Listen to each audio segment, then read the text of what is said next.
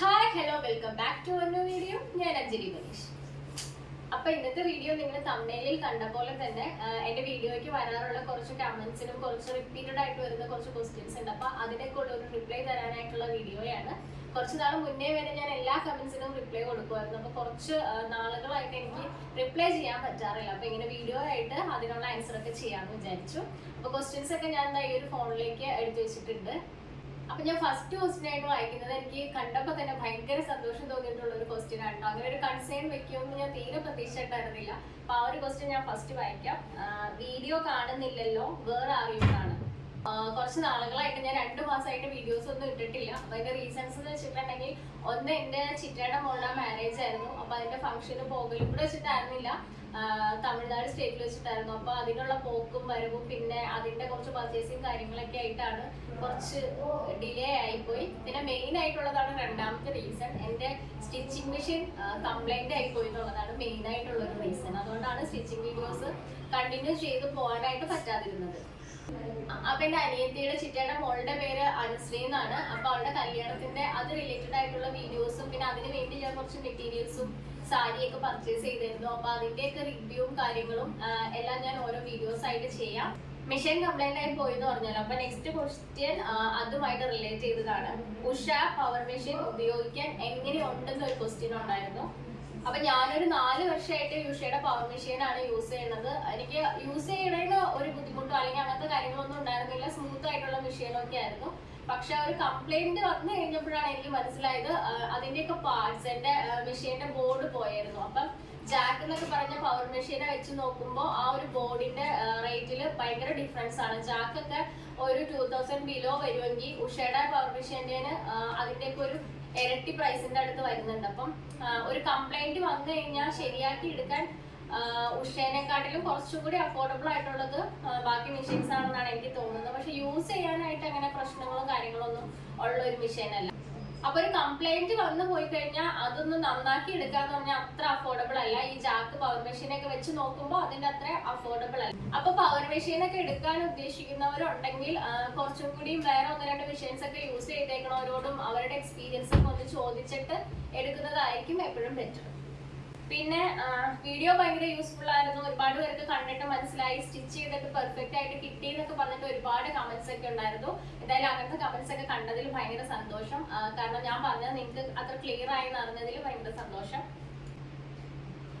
എല്ലാ ഏജിലുള്ളവർക്കും ചെയ്യാൻ പറ്റിയ മോഡൽസും അല്ലെങ്കിൽ അതിന്റെ മെഷർമെന്റ്സും പറയോ ചെയ്യോ എന്ന് ചോദിച്ചിട്ടുണ്ട്. ഞാൻ കൂടുതലും എന്റെ പേഴ്സണൽ ആയിട്ടുള്ള എന്റെ സ്റ്റിച്ചിങ്ങും പിന്നെ എന്റെ മോളുടെ ആണ് മെയിൻ ആയിട്ട് ചെയ്യാറ്. അപ്പൊ ഇങ്ങനെ എല്ലാ മെഷർമെന്റിലുള്ളതും ചെയ്യാനായിട്ട് എനിക്ക് കുറച്ച് ബുദ്ധിമുട്ടായിരിക്കും. അപ്പം അതിന് വേണ്ടിയിട്ട് ഞാനൊരു വീഡിയോ ആയിട്ട് ചെയ്യാം. മെഷർമെന്റ് ഞാൻ എടുക്കുന്ന ഒരു മെത്തേഡ് എങ്ങനെയാണെന്നുള്ളതും അത് എല്ലാ പ്രായക്കാർക്കും ആ ഒരു മെത്തേഡ് വെച്ചിട്ട് എങ്ങനെ മെഷർമെന്റ് എടുത്ത് കട്ട് ചെയ്യാന്നുള്ള ഒരു വീഡിയോ ചെയ്ത് കാണിക്കാം. പിന്നെ ഞാൻ യൂട്യൂബ് ചാനലിൽ നോക്കിയിട്ടാണ് സ്റ്റിച്ചിങ് പഠിച്ചിട്ടുണ്ടായിരുന്നെന്ന് പറഞ്ഞിട്ടുണ്ടായിരുന്നു. അപ്പൊ യൂട്യൂബ് ചാനലിൽ നോക്കിയിട്ട് നമുക്ക് സ്റ്റിച്ചിങ് പഠിക്കാൻ പറ്റുമോ എന്നുള്ളൊരു ക്വസ്റ്റ്യൻ ഉണ്ടായിരുന്നു. അതേപോലെ തന്നെ അതുമായിട്ട് റിലേറ്റ് ചെയ്ത് വരുന്ന ഏതൊക്കെ ചാനലാണ് ഞാൻ കണ്ട് പഠിച്ചേ അതൊക്കെ ഒന്ന് സജസ്റ്റ് ചെയ്യാമോ എന്ന് ചോദിച്ചിട്ടുള്ള ഒരു കമന്റും ഉണ്ടായിരുന്നു. അപ്പം ഞാൻ ബേസിക്കലി മെയിൻ ആയിട്ടുള്ള എല്ലാ പാറ്റേൺസും യൂട്യൂബ് നോക്കി തന്നെയാണ് പഠിച്ചത്. അപ്പൊ യൂട്യൂബ് നോക്കി സ്റ്റിച്ചിങ് പഠിക്കാൻ പറ്റുമോ എന്ന് ചോദിച്ചാൽ ഡെഫിനറ്റ് ആയിട്ടും പറ്റും. എന്തായാലും യൂട്യൂബ് നോക്കിയിട്ട് എല്ലാ പാറ്റേൺസും നമുക്ക് സ്റ്റിച്ച് ചെയ്യാനായിട്ട് പറ്റും. പിന്നെ ചാനൽസ് സജസ്റ്റ് ചെയ്യുമോ എന്ന് ചോദിച്ചിട്ടുണ്ടായിരുന്നു. അതെന്താന്ന് വെച്ചിട്ടുണ്ടെങ്കിൽ നമുക്ക് ഒരു പാറ്റേൺ തന്നെ, അതായത് എല്ലാ പെർഫെക്ഷനോട് കൂടി ചിലപ്പോൾ ചില ചാനലുകളിൽ ഉണ്ടാവില്ല. ഞാൻ ഒരു പാറ്റേൺ തയ്ക്കണമെങ്കിൽ ഞാൻ അതൊന്ന് സെർച്ച് ചെയ്ത് നോക്കിയിട്ട് എനിക്ക് ഏറ്റവും കംഫർട്ടായിട്ട് അല്ലെങ്കിൽ ഭംഗിയായിട്ട് തോന്നിയതും എനിക്ക് കേൾക്കുമ്പോൾ കുറച്ച് ക്ലിയർ ആയിട്ടും എനിക്ക് കംഫർട്ടായിട്ട് തോന്നിയിട്ടുള്ള വീഡിയോസ് ആണ് ഞാൻ സെലക്ട് ചെയ്യുന്നത്. അങ്ങനെ ഇന്ന ഒരു ചാനലിൻ്റെന്ന് വെച്ചിട്ട് ഞാൻ അങ്ങനെ കണ്ടുപിടിച്ചിട്ടില്ല. ഞാൻ കുറേ ചാനൽസ് നോക്കുമായിരുന്നു. അപ്പൊ അതുകൊണ്ടാണ് എനിക്കത് ഞാൻ പറഞ്ഞു തരാത്തത്. കാരണം നിങ്ങളും അതുപോലെ ചെയ്യുന്നതൊക്കെ ആയിരിക്കും എപ്പോഴും ബെറ്റർ. നമുക്കിപ്പം ഒരാളുടെ കേട്ടിട്ട് എനിക്ക് ക്ലിയർ ആയിട്ട് മനസ്സിലായി, അത് തയ്ച്ചിട്ട് എനിക്ക് ക്ലിയർ ആയിട്ട് കിട്ടുന്നു എന്നുണ്ടെങ്കിൽ അത് തന്നെ കണ്ടുപഠിക്കുന്നതായിരിക്കും എപ്പോഴും ബെറ്റർ. പിന്നെ സ്റ്റിച്ചിങ് പോയി പഠിക്കാൻ ഇൻട്രസ്റ്റ് ഉള്ളവരാണെങ്കിൽ എപ്പോഴും ആദ്യം നല്ലൊരു പ്ലേസ് കണ്ടുപിടിക്കാൻ, നിങ്ങൾക്ക് എന്തൊക്കെ പാറ്റേൺ ആണോ വേണ്ടത് അതെല്ലാം സ്റ്റിച്ച് ചെയ്യാൻ പഠിപ്പിക്കുന്ന ഒരു സ്ഥലമൊക്കെ നോക്കി കണ്ടുപിടിക്കാൻ. ഞാനും ഫസ്റ്റ് ഇതിനോടുള്ള ഒരു ക്രേസും കൊണ്ട് ഒരു സ്ഥലത്ത് പോയിട്ടുണ്ടായിരുന്നു. അപ്പം അവിടെയെന്ന് വെച്ചാൽ കുറച്ച് പഴയ ഒരു മോഡൽസ് മാത്രം, ടോപ്പും പണ്ടത്തെ ഒരു ബോട്ടത്തിന്റെ ഒരു പാറ്റേണും മാത്രം അങ്ങനെയായിരുന്നു പഠിപ്പിച്ചുകൊണ്ടിരുന്നത്. അല്ലാത്ത ബോട്ടം, നമ്മുടെ സിഗരറ്റ് ബോട്ടം അങ്ങനത്തെ കട്ടിങ് ഒന്നും അവിടെ ഉണ്ടായിരുന്നില്ല. അപ്പൊ ഞാൻ പിന്നെ അത് ഡ്രോപ്പ് ചെയ്തു. അതിനുശേഷം ഞാൻ പിന്നെ എല്ലാം യൂട്യൂബ് നോക്കി തന്നെ, സിഗരറ്റ് ബോട്ടം ആണെങ്കിലും എന്ത് പാറ്റേൺ ആണെങ്കിലും യൂട്യൂബ് നോക്കി തന്നെയാണ് പഠിച്ചെടുത്തത്. അപ്പൊ നമുക്ക് അതിനോടൊരു ഇൻട്രസ്റ്റും നമുക്ക് ആ ഒരു കാര്യം ചെയ്യാനുള്ള ഒരു താല്പര്യം കൂടുതലൊക്കെ ഉണ്ടെങ്കിൽ നമുക്ക് തീർച്ചയായിട്ടും യൂട്യൂബ് നോക്കി പഠിക്കാനായിട്ട് പറ്റും. നമ്മൾ റിപ്പീറ്റ് ചെയ്തുകൊണ്ടിരിക്കണം. ഒരു പ്രാവശ്യം ചെയ്തപ്പോൾ ഭയങ്കര പെർഫെക്ഷൻ വന്നില്ല എന്നോർത്ത് വീണ്ടും റിപ്പീറ്റ് ഒന്ന് ചെയ്തു നോക്കാം. എപ്പോഴും നമ്മൾ സ്റ്റിച്ച് ചെയ്യുമ്പോൾ അധികം നല്ലതല്ലാത്ത റഫ് ആയിട്ടുള്ള എന്തെങ്കിലും ഒരു ക്ലോത്തിൽ ചെറിയൊരു പാറ്റേൺ ഒക്കെ വെട്ടി ചെയ്ത് നോക്കിയിട്ട് പഠിച്ചെടുക്കുന്നതായിരിക്കും ബെറ്റർ. ഒരുപാട് നല്ല ക്ലോത്ത് ഒക്കെ എടുത്തിട്ട് നമ്മൾ കട്ടിങ്ങിനും സ്റ്റിച്ചിങ്ങിനും വേണ്ടി എടുക്കരുത് തുടക്കത്തിലെ. നമുക്ക് ഒന്ന് കംഫർട്ടായിട്ട് നമുക്ക് ഇതൊക്കെ ഒന്ന് കൈക്കൊക്കെ വഴങ്ങി നമ്മൾ സ്റ്റിച്ചൊക്കെ ചെയ്ത് കഴിയുമ്പോഴാണ് നല്ല ക്ലോത്തിലേക്ക് പോകാൻ. ഞാനൊക്കെ ആദ്യം യൂട്യൂബ് നോക്കി ഇങ്ങനെ പഠിച്ചുകൊണ്ടിരിക്കുന്ന സമയത്ത് എനിക്ക് കുറെ ക്ലോത്ത്സ് അങ്ങനെ മിസ്സായിട്ടുണ്ട്. കാരണം ചിലത് നേരെ ഓപ്പോസിറ്റ് ആയിട്ടുള്ള മെത്തേഡ്സ് പറയുന്ന വീഡിയോസും യൂട്യൂബിൽ അവൈലബിൾ ആണ്. അപ്പം അങ്ങനെ എനിക്ക് കുറച്ച് പറ്റിയിട്ടുണ്ട്. അതുകൊണ്ട് എപ്പോഴും റഫ് ആയിട്ടുള്ള ക്ലോത്തിൽ കട്ട് ചെയ്ത് സ്റ്റിച്ച് ചെയ്യാനായിട്ട് പഠിക്കാം.